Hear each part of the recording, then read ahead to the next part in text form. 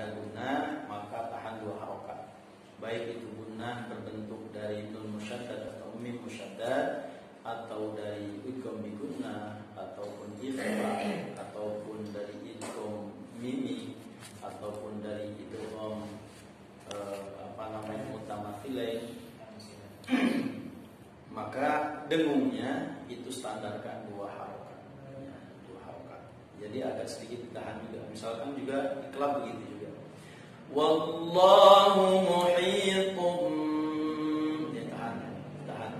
Wallahu muhitum bil kafirin. Ikhfa Syafawi juga sama, ditahannya 2 harokat. Jadi agak sedikit tahan. Begitu juga dengungnya nun musyaddad, mim musyaddad, ya. Biasakan ditahan. Innama, misalkan itu. Kemudian tadi apa tadi? Wa minan nasi may ditahan itu gunanya. Wa minan nun musyaddadnya ditahan. Wa minan nasi may yaqulu amanna bil, seperti itu. Ya, dibiasakan nanti ke anak-anak ditarbil seperti itu, ya. Jangan cepat-cepat. Tak perlu banyak kita ajarkan ke anak-anak, yang penting tuntas, yang penting pasti anak-anak bisa. Sama, satu diperhatikan.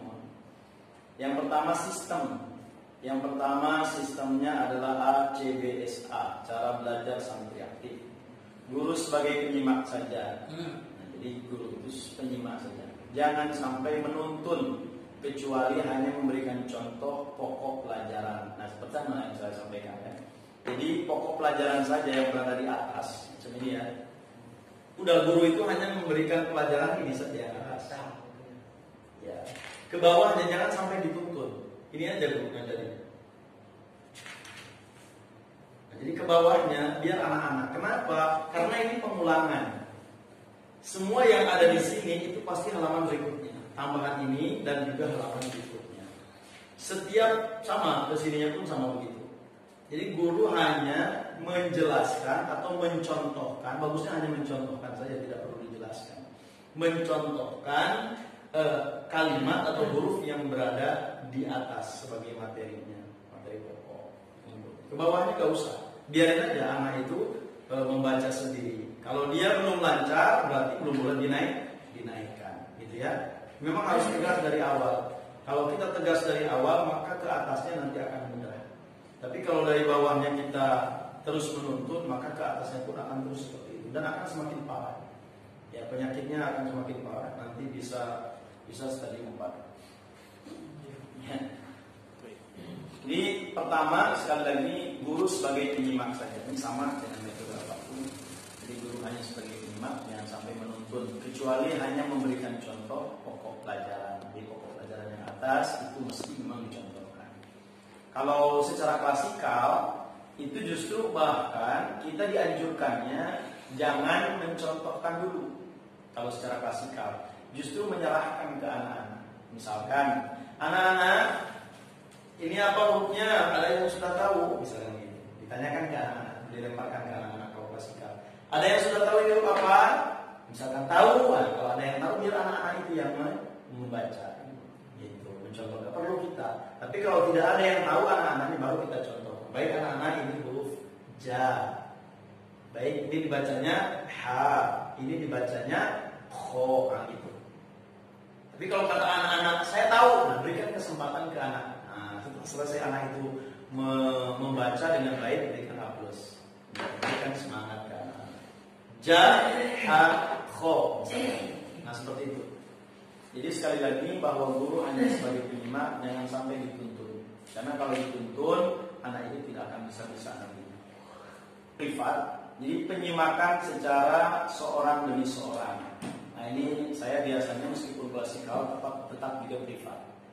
Artinya pertama kita secara keseluruhan, kemudian setelah keseluruhan satu-satu. Gitu. Misalkan setelah selesai kita jelaskan, anak-anak udah pada hafal ini, baru satu-satu. Silakan satu-satu sambil kita catat. Dan ini lebih cocok makanya dipraktekkan sekarang ketika masa pandemi ini tidak ke depan. Tetapi yang satu nyimak, yang satu baca dan tetap di tempat. Di satu hari itu satu halaman saja yang besok banyak-banyak. Kalau misalkan anak-anaknya agak sedikit kesusahan, ya usah satu halaman, semampunya aja. Dengan bacanya sama ya? Halamannya sama, bacaannya sama. Nah, gitu. Ya, jilidnya sama. Gitu. Ya. Catatan, bila klasikal, santri dikelompokkan berdasarkan persamaan kemampuan atau jilid. Nah, jadi misalkan semua santri jilidnya jilid berapa. Guru menerangkan pokok-pokok pelajaran secara klasikal dengan menggunakan peraga. Dan secara acak, santri dimohon membaca bahan latihan. Nah, itu. Yang bawahnya. Baik, kemudian yang ketiga, asistensi. Santri yang lebih tinggi jilidnya dapat membantu menyimak santri lain. Nah, ini asistensi misalkan dalam keadaan kita kepepet, tidak memungkinkan untuk menyimak semuanya, kemudian meminta santri yang sudah menurut kita mampu untuk menyimak santri yang lain. Tapi ini dianjurkan kalau bisa jangan. Tetap saja maksimalkan kita yang menjadikan sebagai pengajar utama. Jangan sampai ada asistensi. Kalau bisa langsung secara klasikal, kemudian secara privat. Kemudian yang kedua, mengenai judul-judul, guru langsung memberi contoh bacaannya. Jadi tidak perlu banyak komentar. Nah, jadi tidak perlu menjelaskan harus kesini tidak. Yang ada saja bacaan saja. Misalkan meskipun di sini ada huruf-huruf yang sudah tinggi, misalkan da, udah contohkan aja ke anak-anak. Ini apa anak-anak? Da, Udah itu aja dulu. Yang penting anak-anak supaya pas bacaannya. Da, ro, za, dijelaskan. Sa. Kemudian ini sa, sha. Bedakan antara sa dengan sha. Sa, sha, so. Biasakan anak-anak seperti itu bacanya. So, jangan so. Nah, gitu ya. Kemudian so, do, so, do. Dan ini to juga to bacanya, jangan to, tapi to. Nah, seperti itu. To, zo, biasakan anak-anak itu sampai sini ya. Kalau kan banyak yang susah anak-anak tuh ngomong jadi susah. Ya. Biasakan seperti itu. Nampak betul wasal hatinya. Lo. Fa. Nah, ini kalau sudah susah fa. Nah, biasakan tuh supaya sampai anak-anak itu bacanya fa. Jadi ada keluar sama. Fa.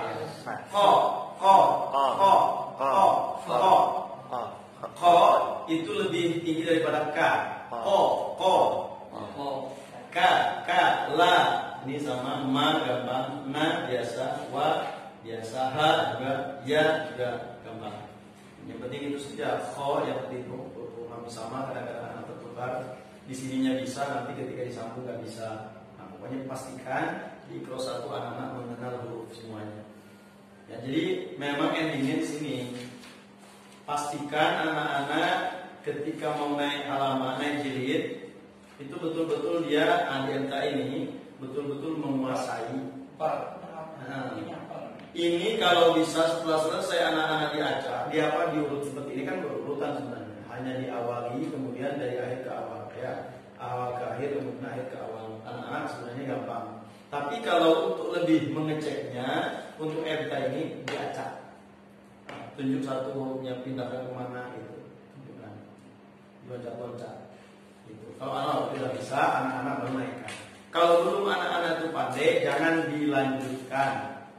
Nah, misalkan anak-anak yang mana yang tak bisanya, yang huruf itu lagi ulang-ulang. Misalkan di sini. Kalau udah di sini misalkan, coba sebelum naik halaman ulang sini. Set. Tunjuk mana hurufnya. Ada yang tak bisa, biasanya anak itu di don, son gitu. Apalagi yang ada yang saya kelas 9, kelas 7 itu belum pandai juga tuh membedakan antara jim dengan antara ba dengan nun ya, bisa tukar.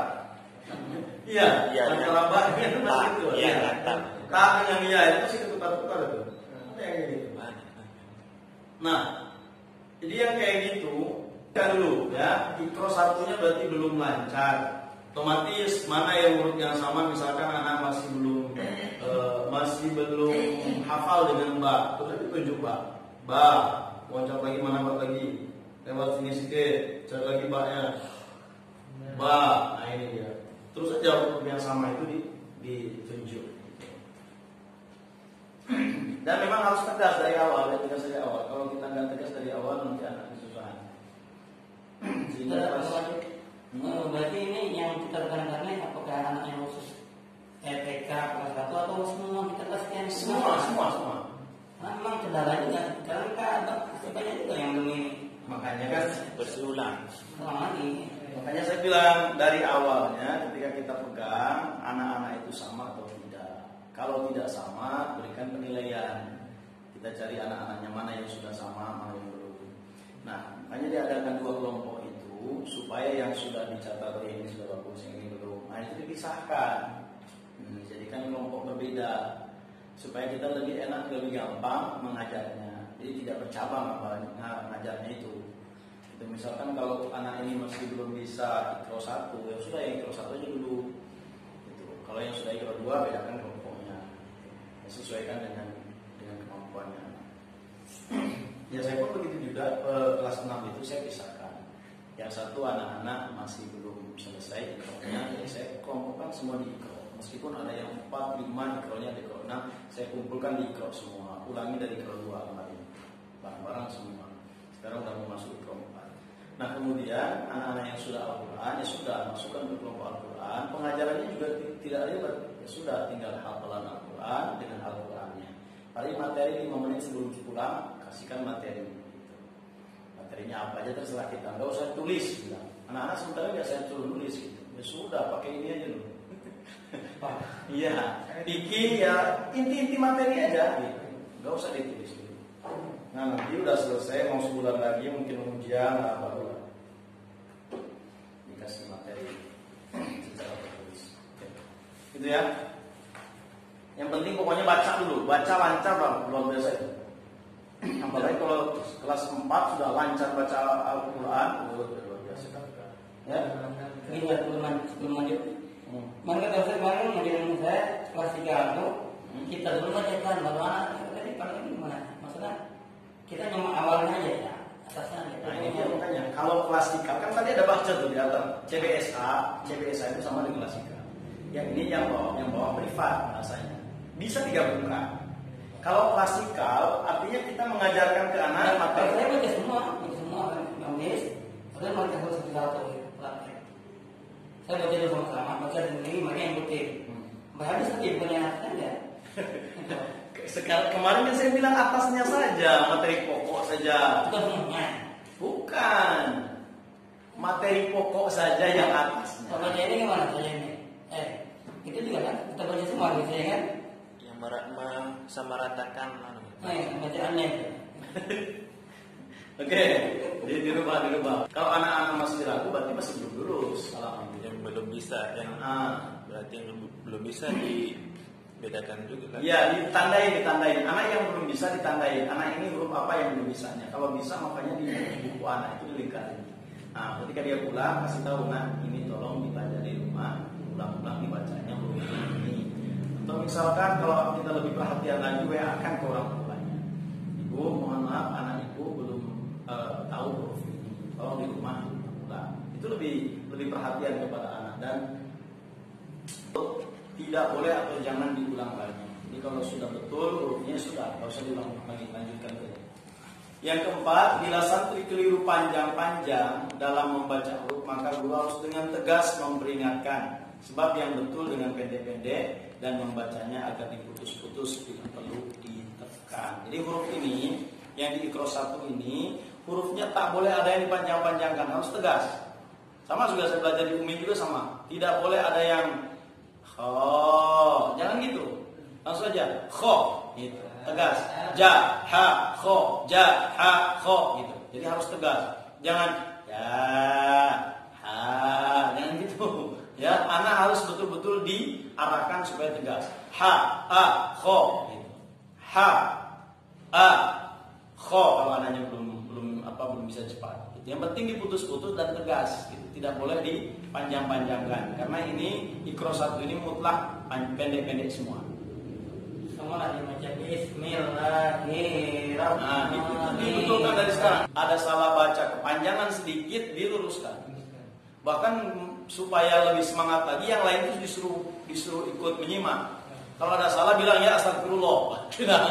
Salah astagfirullah. Misalkan. Kemudian nomor 5, bila santri keliru membaca huruf, cukup betulkan huruf-huruf yang keliru saja. Ya, jangan suruh diulang 1 halaman. Ya, lama pula di waktunya. Yang salah-salahnya saja, yang keliru-kelirunya. Dengan cara 1 isyarat, umpamanya dengan kata awas, stop, dan seterusnya. Boleh lah, terserah kita. Boleh. Nah, itu isyarat ya, silakan. Kemudian bila dengan isyarat masih tetap keliru, masih juga salah juga, berilah dan ingatan. Umpamanya santri lupa huruf za, Ustaz cukup mengingatkan titiknya. Itu bila tidak ada titiknya dibaca roh, bila mana ada titik dibaca za. Nah, seperti itu misalkan. Bila masih tetap lupa, barulah ditunjukkan bacaan yang sebenarnya. Kalau di SD itu bagusnya karena kan 1 jenjang. Maka ketika mau naik jilid itu pasti diarahkan ke koordinator, ke seseorang, tes, betul-betul dites. Misalkan mau naik jilid ya suruh Ustaz ini. Kalau kita kan memang cuma 1 dan tidak ada koordinatornya. Jadi pandai-pandailah. Pak Ketua lah. Ya. Yang borong. Kemudian berikutnya, pelajaran yang 1 ini berisi pengenalan huruf berfathah. Jadi ikro 1 ini pengenalan huruf berharokat fathah. Maka sebelum dikuasai benar, jangan naik ke jilid berikutnya. Ini sarannya. Jadi sekali lagi, kalau anak belum menguasai jilid 1 ini, jangan dinaikkan. Sekali lagi, kalau masih anak-anak macet-macet, jangan dinaikkan. Sedangkan bila kemampuan maksimal tetap belum fasih, maka sementara boleh. Sya lebih diarahkan ke bunyi sya daripada keliru sa. Ya, sa, sya yang ada titik 3. Sya bila mana anak susah ngomong sya, boleh diarahkan ke sya. Sya, lebih ke sya daripada dia keliru dengan sa kecil. Nah, gitu. Kemudian dod lebih diarahkan ke bunyi do. Kendor daripada keliru do gitu aja. Ya, do. Ya, kalau anak agak susah mengucapkan do. Kemudian zo lebih diarahkan ke bunyi za, dibaca dengan bibir agak maju za. Nah, gitu. Kalau misalkan sulit zo karena agak mirip dengan za. Nah, gitu. Ini masalah ya? Ya. Kalau memang susah ya, tapi jangan diawali dengan diarahkan ke situ. Jangan. Usahakan dulu arahkan ke hurufnya, ke dhohnya, ke za-nya. Tapi kalau agak masih juga kesusahan, ko. Yang berikutnya ko lebih diarahkan ke bunyi ko daripada keliru kho. Ko.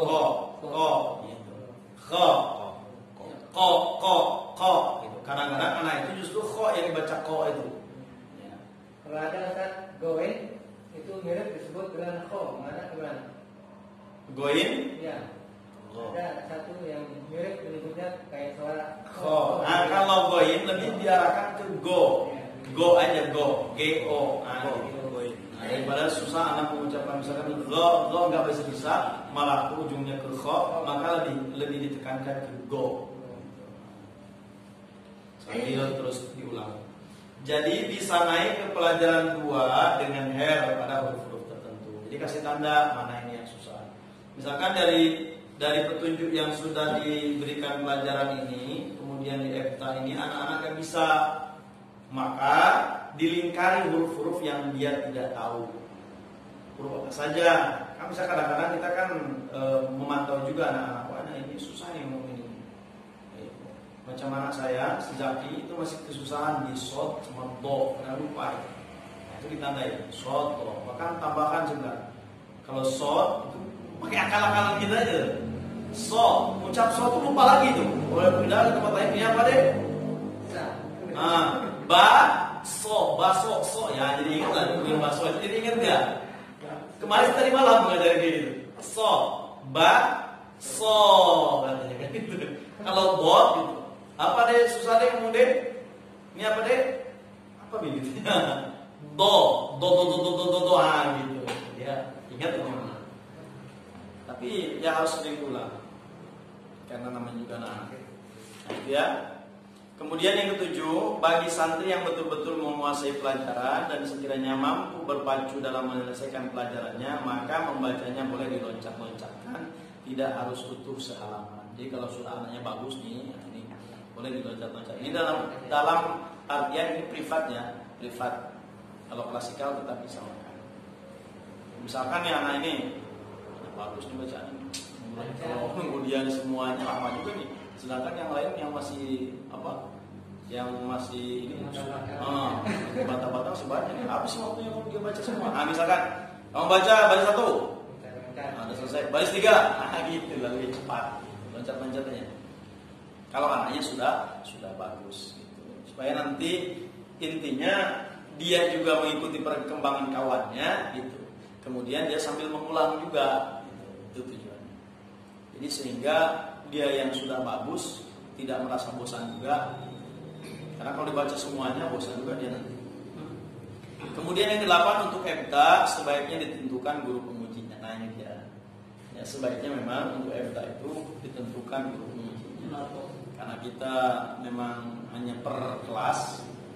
Jadi untuk sementara kita tiadakan dulu untuk kenaikan kelasnya. Nah nanti insya Allah lah kalau sudah berjalan bagus ke depannya, kita harapkan tetap ada yang ada yang khusus untuk menguji jilid. Misalkan nanti daftarkan siapa anak-anak yang sudah menguji jilid